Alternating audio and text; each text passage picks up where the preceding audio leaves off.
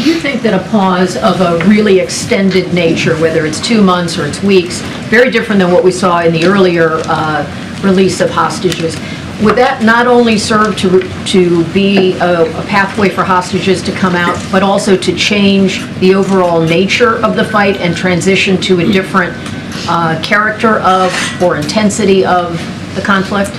You know, Kelly, it's possible, but I really think we've got to be careful about getting ahead of where we are in the process. The focus would rightly be on getting the hostages out, more than 100 that we know Hamas or their affiliates are still holding, and of course increasing the humanitarian assistance. It would depend on how long, right?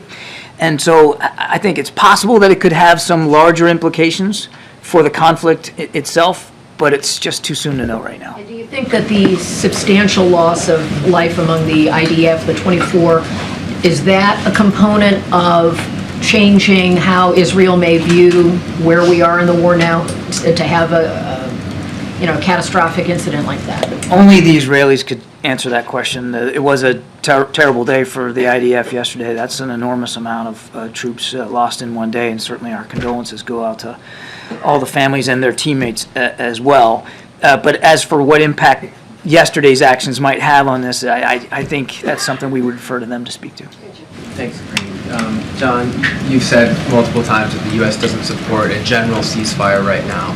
But would the White House support a 30-day, a 60-day, or a 90-day ceasefire if that's something that Israel was open to for a hostage? Sure, absolutely. If that would give us the opportunity to get hostages out and get more aid in, we would absolutely support a humanitarian pause of a longer length than the week that we were able to accomplish. Absolutely, we would. And do you think that's realistic, that a 90-day pause, for example, might be agreed? Again, I don't want to get ahead of where we are in the discussions, Jeff.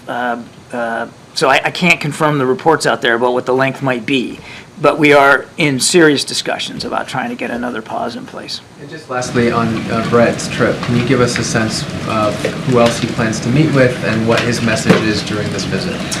He's working on a range of issues, so his messages are really in line with our policy, which is making sure Israel knows it has the support that it needs, making sure we're getting humanitarian assistance increased to the degree we can, getting the hostages out, and obviously helping to work towards an arrangement where a pause can be in place to allow all those things to occur. He'll also, no question, have other discussions about other regional issues, including continuing to explore the idea of normalization between Israel and Saudi Arabia.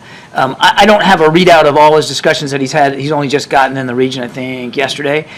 So we'll see if we can get you a little bit more granularity on where he's going next and who he's going to be talking to.